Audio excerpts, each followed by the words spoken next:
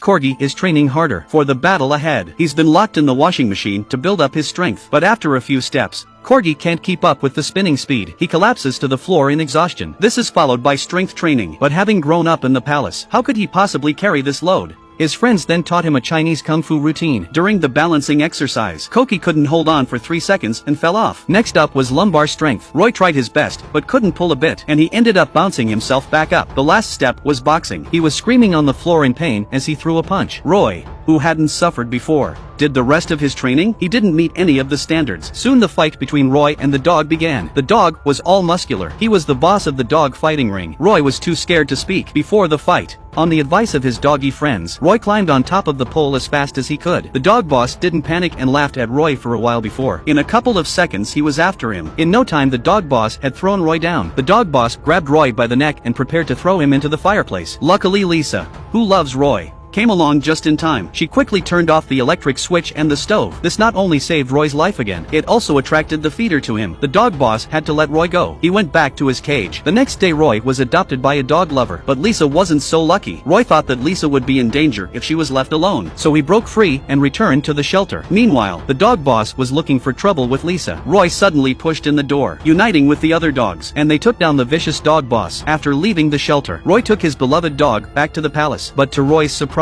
the keeper didn't know Roy anymore. He chased them away with his feet. That's when Roy overlooked the information in the newspaper that he was dead, and Charlie, the man who set him up, had been chosen as the royal first dog. While Roy was at a loss for words, the shelter's doggy friends come to his aid, so they split up. One team is responsible for attracting the attention of the gatekeeper, and Roy takes the opportunity to sneak into the palace. He came straight to Charlie. He asks him why he's being set up. Charlie didn't answer him. Once again, he tried to kill Lisa and Roy, burying them in debris. To be on the safe side, Charlie set the debris on fire and prepared to burn them both to death. In the end, Roy was safe. When Lisa was rescued, the door wouldn't open. The fire was getting closer and closer. Roy used a balloon to get Lisa out by following the smoke. Then Lisa called out to her other friends, and then Lisa called the rest of the gang to join her in the fire. The fire was extinguished and Roy was rescued so that the queen could see Roy. Lisa came to the queen despite the danger. She grabbed the gold necklace from the dog and ran away. The queen followed after her, and so the queen finally saw Roy, who had disappeared. She held him tightly in her arms. Roy introduced his companion to the queen. From then on,